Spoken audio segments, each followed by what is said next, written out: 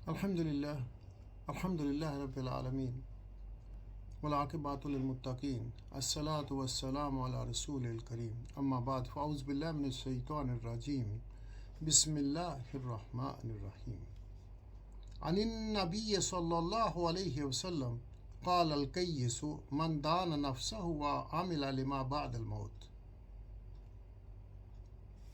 صدق نبی الکریم وصدق رسول الکریم وصدق خاتم النبیین۔ دنیا میں عقل مند کا کردار۔ میں نے ایک حدیث کا پہلا حصہ آپ کے سامنے پڑھا۔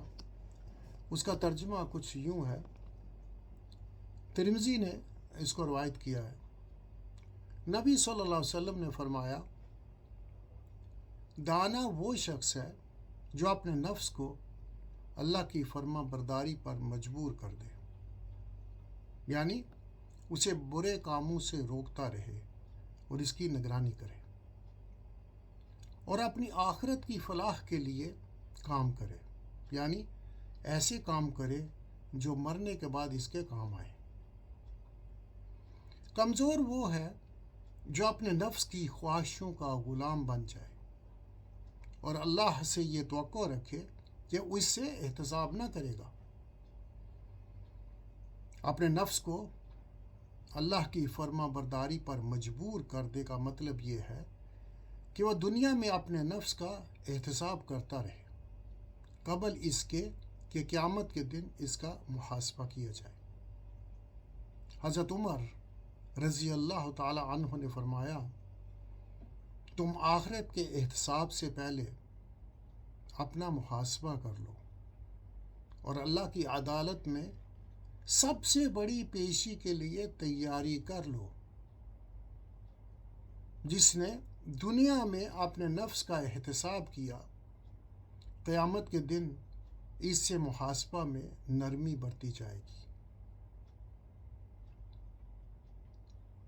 اس حدیث کی تشریح کچھ یوں ہے، اللہ سے یہ توقع رکھے کہ وہ اس سے احتساب نہ کرے گا، یعنی بندہ یہ سوچے کہ اللہ مجھ سے حساب نہیں کرے گا۔ اس کا مطلب یہ ہے کہ وہ اللہ کی بغاوت اور مسلسل نافرمانی کے باوجود اپنے آپ کو جنت کا مستحق سمجھے۔ وہ نہ تو اللہ سے اپنی مغفرت کے لیے درخواست کرے اور نہ اس کی طرف رجوع کرے اور نہ اپنے طرز عمل کی اصلاح کرے، لیکن اس کے باوجود وہ اس زوم میں مبتلا ہو کے اللہ تعالیٰ اسے معاف کر دے گا۔ یہ حدیث کا پہلا حصہ ہے جس کی تشریح، اور دوسرا حصہ اس کی تشریح ہے، اس سے بڑھ کر ہوشیار اور دانا کون ہو سکتا ہے جو دنیا کی چند روزہ زندگی میں اللہ تعالیٰ کے قانون کی پیروی کر کے آخرت کی ابدی زندگی کی نعمتوں اور راحتوں سے اپنا دامن بھر لے۔ اور اس آدمی کے ناسمجھ اور ضعیف العقل ہونے میں کیا شبہ ہے جو خواہشات نفس کی غلامی کا طوق پہن کر طرح طرح کی خوش فہمیوں میں مبتلا ہو اور یہ سمجھتا ہو کہ چند ٹکوں کی خیرات یا کسی بزرگ کے دامن سے وابستگی یا خاندانی نسبت اسے آخرت کی سزا سے بچا لے گی، یا وہ چند چھوٹی چھوٹیاں نیکیاں کر کے زندگی بھر کے سیاہ کارناموں کے نتیجے سے بچ نکلے گا۔ نمبر 3، جو لوگ آخرت کو فراموش کر کے دنیا میں اپنے نفس کی بندگی میں مستغرق ہو جاتے ہیں، مستغرق یعنی کہ غرق ہو جاتے ہیں، ڈوب جاتے ہیں اس میں، وہ حضرت عتبہ بن غزوان رضی اللہ تعالی عنہ کی تقریر کے اس اقتباس پر غور کریں۔ انہوں نے فرمایا، دنیا نے اپنے خاتمے کا اعلان کر دیا ہے، اس کا آخری وقت قریب آ گیا ہے اور بڑی تیزی سے پیٹھ پھیر لی ہے۔ اب دنیا کا بس اتنا ہی حصہ باقی رہ گیا ہے جتنا برتن میں کچھ پانی نیچے رہ جاتا ہے اور اس کا مالک اس بچے کھچے پانی کو پی لیتا۔ اللہ کے بندو، ہم یہ دیکھیں اللہ سبحانہ تعالیٰ نے قرآن پاک میں کتنی وضاحت سے ایک ایک چیز کے بارے میں فرما دیا.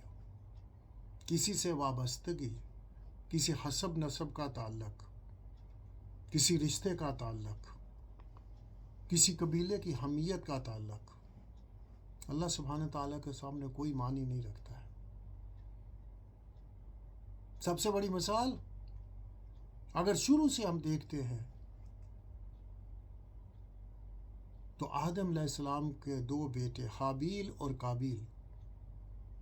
قابیل نے اپنے بھائی کو قتل کر دیا اور ہمیشہ کے لیے دوزخ میں چلا گیا، اور جب تک دنیا قائم ہے اور جتنے بھی قتل ہوں گے ہر قتل کا گناہ اس کے ذمہ پے گا، اور قتل کرنے والے پہ بھی کمی نہ آئے گی. وہ تو نبی اللہ کے بیٹے تھے، کیا ان کا یہ رشتہ ان کے کام آئے گا کسی چیز کے؟ پھر نوح علیہ السلام کو دیکھ لیجئے، ان کا بیٹا اور ان کی بیوی دونوں نافرمان، تو اللہ نے صاف فرما دیا کہ یہ پیچھے رہ جانے والی ہے، اور تمہارا بیٹا تو تمہارے اہل سے نہیں ہے کیونکہ اس کے عمل غیر صالح ہے. باپ نبی ہے اور بیٹا اور بیوی کہاں پہنچ رہے ہیں؟ لوط علیہ السلام کی بیوی خامد نبی ہے اور بیوی کس طرف جا رہی ہے؟ بہت ساری مثالیں ملیں گی آپ کو. نبی اکرم صلی اللہ علیہ وسلم کا سگا چچا ابو لہب کہاں ہے؟ دوزخ میں.